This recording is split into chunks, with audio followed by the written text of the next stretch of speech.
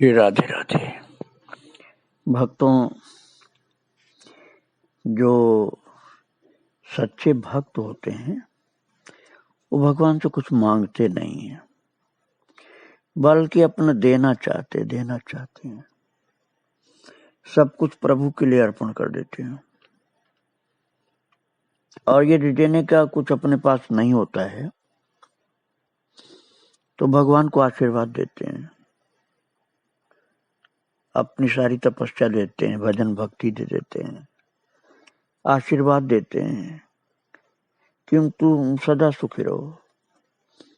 भगवान को आशीर्वाद देते हैं कि तुम सदा सुखी रहो। और ये वचन आपका सत्य हो जाएगा, क्योंकि भगवान सदा सुखी रहते हैं। और किसी को आशीर्वाद आप दोगे कि सदा सुखी रहो, तो ये सत्य नहीं हो सकता है, क्योंकि कोई व्यक्ति, कोई प्राणी सदा सुखी नहीं रह सकता है। जीवन में दुख कभी न कभी आएगा। कोकिल साईं थे वृंदावन धाम में, दुसायत मोहल्ले में, जहाँ उनका आज भी मंदिर है। तो सुख निवास उनका आश्रम है। तो भक्तों, वो भगवान को प्रणाम नहीं करने देते थे। जानकी माता को, सीताराम जी को प्रणाम नहीं करने देते थे किसी भक्त को। कहते नहीं, आप प्रणाम मत करो, आप प्रणाम करोगे तो कुछ मांगोगे, कुछ न कुछ आप मांगोगे, इसलिए आप प्रणाम मत करो। तो लोग पूछते थे कि फिर महाराज जी हम क्या करें? बोले आशीर्वाद दो। मेरे राम जी को, मेरी लली को, जानकी जी को आशीर्वाद दो कि सदा सुखी रहो, सदा सुखी रहो। तो जो संत होते थे वो तो बोल देते थे महाराज, और लोग तो कहते थे हम कैसे आशीर्वाद दें। लेकिन अपना भाव आप विशाल बनाओ तो आशीर्वाद दे सकते हो भगवान को भी। और मैं आपको सुना रहा था कि चक्र जी ने राधा रानी को आशीर्वाद दिया था।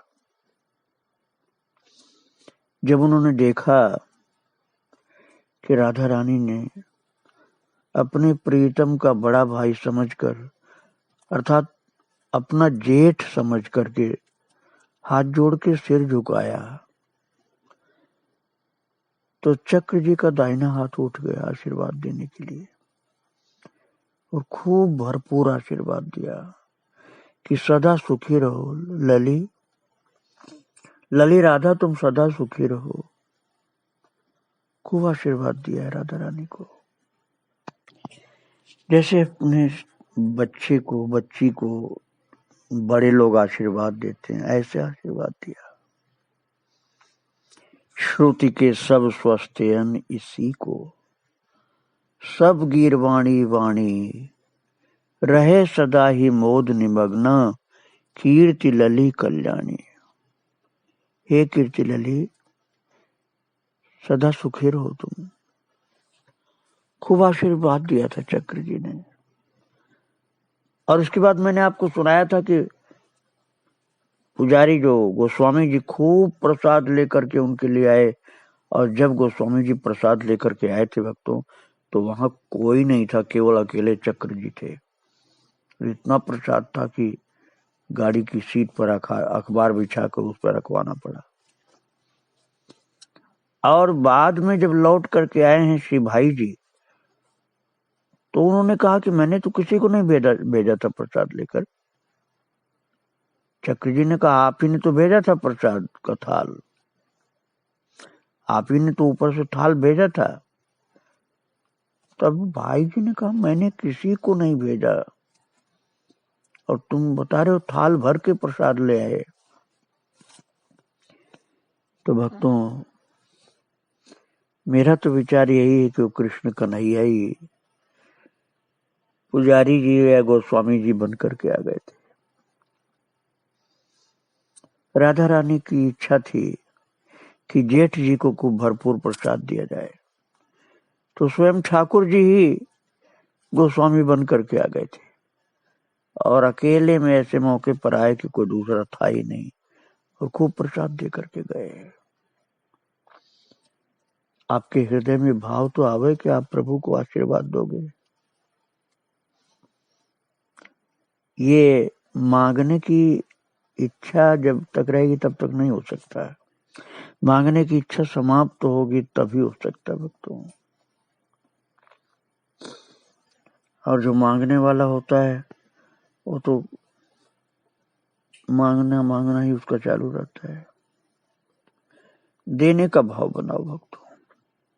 और एक बात मैंने और आपको सुनाया था चक्र जी के विषय में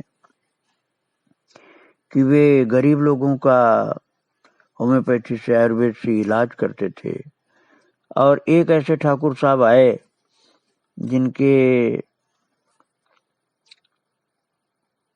मल द्वार से बहुत खून जाता था और बहुत इलाज करा चुके थे, ठीक नहीं होता था।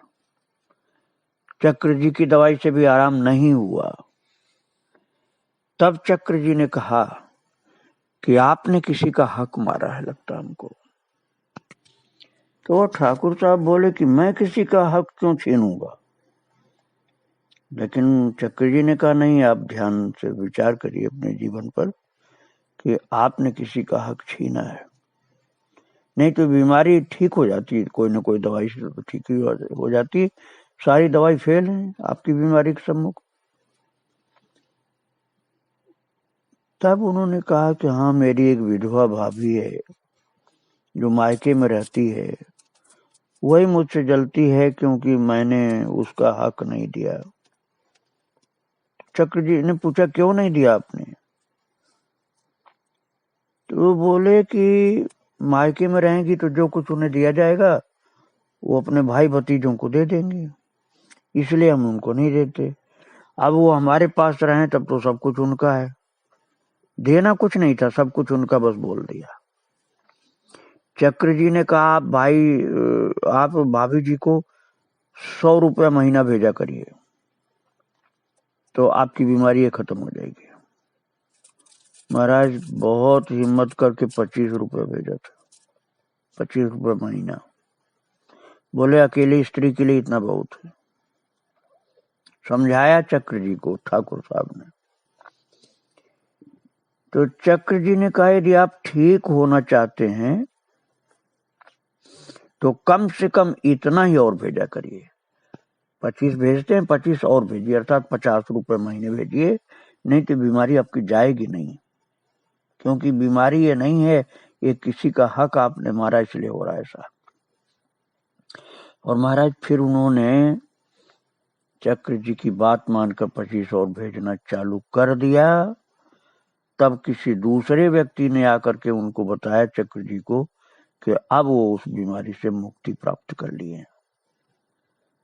तो जीवन में ऐसा नासमझी के कारण कभी कभी लोग कर देते हैं। अब मैं आपको ये सुनाना चाहता हूं कि चक्र जी के साथ कन्हई कैसी कैसी लीला करता है। बरसाने में क्या लीला किया, प्रसाद लाने की, वो तो आपने सुन लिया। अब मैं आपको दूसरी लीला सुनाना चाहता हूँ। बड़ी प्रेम भरी लीलाएं। और जहां जहां वो रहते थे चक्र जी, कभी ब्रज में, कभी अवध में, कभी चित्रकूट में घूम फिर करके, कभी गोरखपुर, कभी रामवन और फिर कभी वृंदावन आ जाते थे। और वृंदावन में आने पर प्रेम की मस्ती छा जाती थी उनको। और जहां चक्र जी अकेले बैठे कि तुरंत ही उनकी मानसिक लीलाएं चालू हो जाती थी। मन में कन्हई की ललित लीलाएं, वो लीला अपने आप आंख बंद करने पर उनको अंदर दिख रही है। कटी में नन्हे घुंघरू वाली मंजुल मेखला, चरणों में नूपुर, करों में पतले कंकण, कंठ में मुक्ता की छोटी सी माला, भाल पर कज्जल बिंदु। दिगंबर 2 शिशु ब्रजराज के आंगन में एक दूसरे के सामने भूमि पर बैठ गए हैं। 2 शिशु कौन है? कृष्ण और बलराम। एक इंदिवर सुंदर और दूसरा गौर सुंदर। दोनों अपनी क्रीड़ा में तल्लीन। मैया कब से खड़ी खड़ी इन्हें देख रही है, इन्हें इसका तनिक भी पता नहीं। उल्लास को न रोककर वह हंस पड़ी। तब श्याम सुंदर ने मुख घुमाकर उसकी ओर देखा और झपट कर बड़े भाई के कंठ में दोनों हाथ डालकर हंसता हुआ लिपट गया संकोच से। संकोच जैसे शर्म सी लग गई कि मैया ने देखा हम लोगों को। अब बस भैया सो जाने दे, अभी इतनी देर हो गई तो सवेरे समय पर जाग नहीं पाऊंगा। चक्र जी ने मन ही मन मनुहार की और सोने का प्रयास करने लगे। अलसाई आंखों में नींद तो भरी ही थी, सो गए। प्रातः 3 बजे नित्य कर्म से निवृत्त होकर स्नान करने लगे तो लगा देह पर बालू चिपके। अब आप बहुत सावधानी से सुनिए लीला कैसी हुई है। उनको लगा कि मेरे शरीर पर तो बहुत बालू चिपकी है, और इस ओर अधिक ध्यान न देकर स्नान कर लिया और पाठ करके सूर्य भगवान को अर्घ्य दे करके कमरे में आए और पलंग पर बैठने ही जा रहे थे कि तब तक उनके एक मित्र थे मिट्ठन लाल जी लखनऊ वाले, वो आए और उनकी दृष्टि बिस्तर की चादर ठीक करने के लिए पलंग पर गई कि चादर ठीक कर दे चक्र जी का। तो अस्त व्यस्त बिछी चादर पर फैली बालू की ओर गई। यहां बालू? वो मिट्ठन लाल जी लखनऊ वाले बोले, यहां बालू? बालू कैसे आ गई? ठीक इसी समय चक्र जी भी पलंग पर बैठे और अनायास उनका हाथ भी बिस्तर पर टिका। तो श्री मिट्ठन लाल जी के मुख से बालू शब्द सुनकर ही उनका ध्यान उधर गया और देखा चक्र जी ने सचमुच चादर पर बहुत सी बालू फैली पड़ी।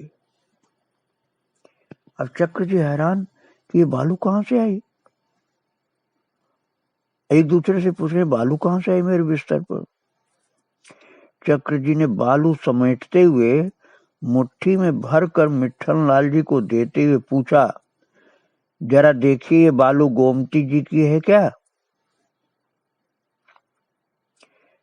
तो भक्तों ये घटना लखनऊ की है, तो वहां तो गोमती जी हैं और उनको मिट्ठन लाल जी का घर था वहीं की बात है। तो चक्र जी ने पूछा कि देखो गोमती जी की बालू है क्या। तो बोले मिट्ठन लाल की ठहरी है, अभी पता लग जाएगा। ये बोलते हुए कक्ष से बाहर निकले और उन्होंने अपने घर के ही एक व्यक्ति को भेजकर गोमती की बालू मंगवाई और उसे लेकर के पुनः कक्ष में आए। तो भक्तों उनके एक हाथ में मुट्ठी में वो बालू थी जो गोमती से मंगाए थे और एक हाथ में वो बालू थी जो बिस्तर पर थी। अब उन्होंने चक्र जी के सामने दोनों हाथों की मुट्ठियां खोलते हुए कहा, नहीं ये बालू गोमती की नहीं है, आप स्वयं मिलान करके देख लीजिए। एक नजर उनके हाथों पर डालते हुए चक्र जी बोले, हाँ ये गोमती की तो नहीं है। अरे ये तो जो अभी मंगाए हुए तो गोमती की है और जो बिस्तर पर से उठाए हुए तो यमुना की बालू है। अब आपस में कहने लगे वो लोग, अरे यमुना की बालू लखनऊ में कैसे आ गई। आश्चर्य और जिज्ञासा भरी दृष्टि से मिट्ठन लाल जी ने चक्र की ओर देखकर कहा, अरे ये तो समझ में नहीं आ रहा कि यमुना जी की बालू लखनऊ में। अब महाराज उन्हें बताना ही पड़ा। क्या बताना पड़ा? जो रात की घटना थी। चक्र जी ने कहा, भाई रात को पहले तो सो नहीं सका, सोया भी तो स्वप्न देखने लगा। ब्रज के नंद गांव के छोटे छोटे शिशु कालिंदी पुलिन पर खेलने आ गए हैं। तनिक प्रभात का समय है। श्याम सुंदर की अलकें लहरा रही हैं। वो अपने छोटे हाथों के नन्ही अंजलि में कोमल बालू भर करके और दाऊ पर डालता जा रहा था दाव पर डालता जा रहा था, ये मैं देख रहा था। चक्र जी बता रहे थे भक्तों कि मैंने देखा, स्वप्न में देखा था ये सब, कि कभी शाखाओं पर उछाल रहा है कन्हैया बालू, और कभी दाऊ जी के ऊपर उछाल रहा है, और इसे यमुना जी के पानी में छप छप करने की धुन चढ़ी है। पानी में छप छप करते, एक दूसरे का हाथ पकड़े नाचते, क्रीड़ा करते, जल उछालते, दौड़ते, गिरते, पड़ते, इधर उधर जल में दौड़ रहे हैं दोनों भाई कृष्ण बलराम। घुटनों से ऊपर तक उनके चरण भीग गए। मैंने भी कन्हाई पर छपा छप दोनों हाथों से जल उछाला। अब देखिए ये चक्र जी का भाव कैसा है कि छोटा भाई है कन्हई, खेल रहा है तो चलो मैं भी जल उछाल देता हूं, तो उन्होंने भी जल उछाल दिया। बड़ा आनंद आया सबको। इतने में नन्ही नन्ही हल्की हल्की सी बहुत बारीक बारीक सी बूंद पड़ने लगी, और कन्हाई की अलकों में जल के ही बरसते सीकर हीरक कणों से उलझते जा रहे हैं। वो मुझे नन्हे करों से पकड़कर जल में आगे ले जाने लगा। तब मैं तट की ओर भागा, जिससे कनु अधिक जल में न जाए, इसलिए मैं भागा बाहर। और जैसे ही तट पर बालू में मैंने पैर बढ़ाए कि कन्हाई ने पीछे कमर में दोनों बाहें डालकर खींच लिया, और मेरा भीगा शरीर बालू पर गिर पड़ा। बस उसी समय मेरी आंख खुल गई।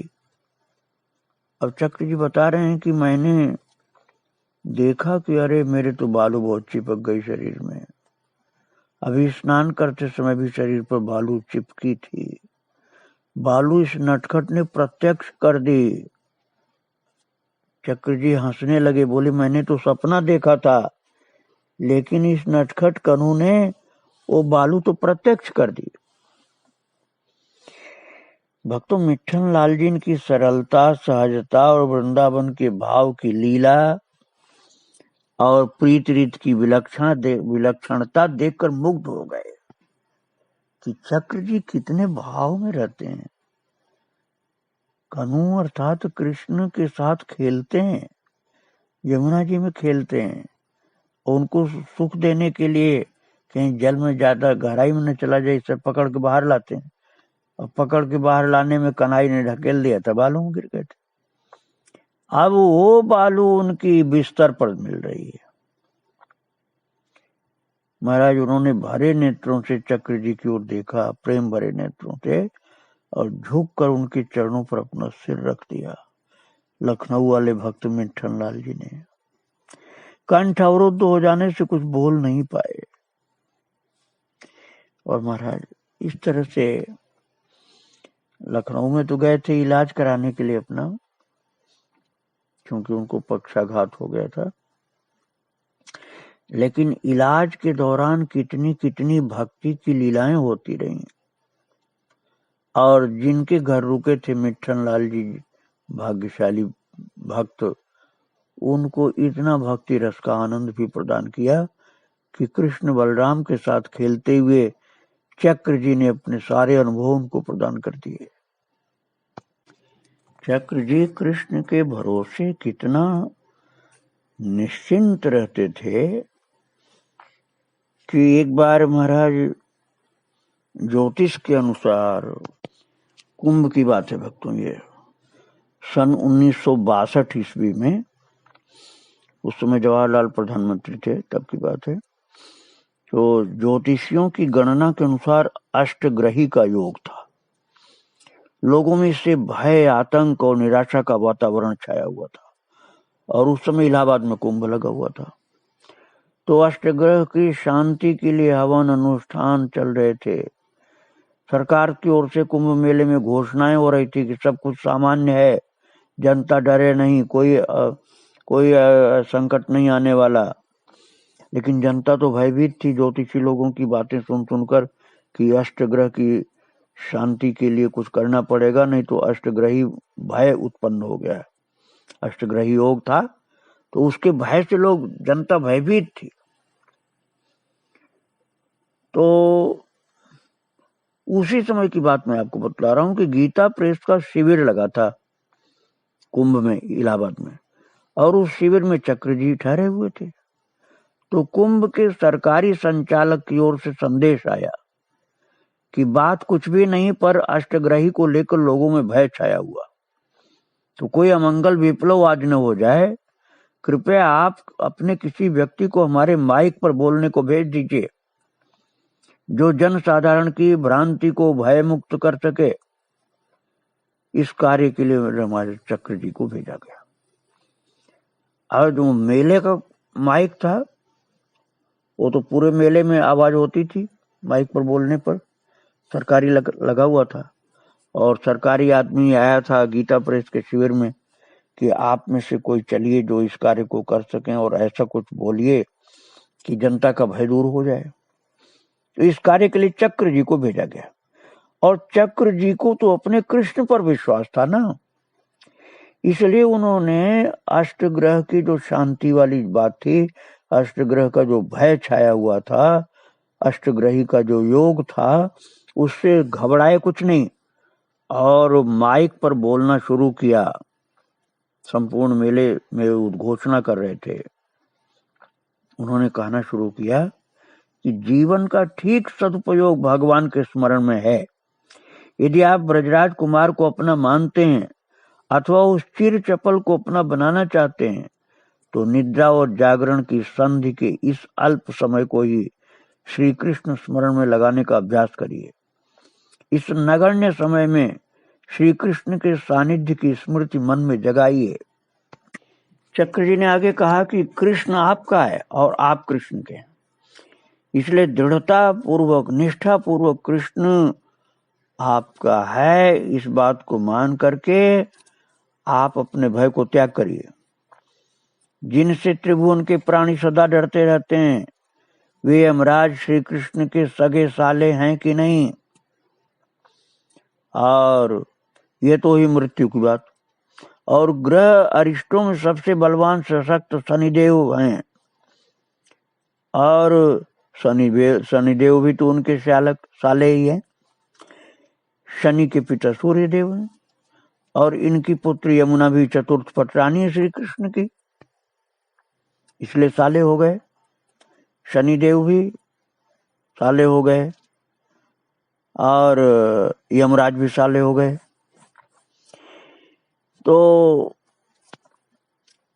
रमा के नाते चंद्रमा भी साले हैं और बुध हुए श्यालक पुत्र।